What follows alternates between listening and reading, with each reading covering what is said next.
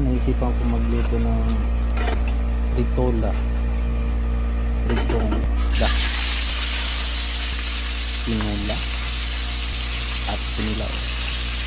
So habang nagtitipid tayo, gumawa tayo ng kinilaw. So halo, nagbukas na rin ako ng mangga para pangkaasin yung ating tinola o sinigang na isda. Napakasarap ito mga kaibigan. So lahat na ako ay based on my experience about cooking.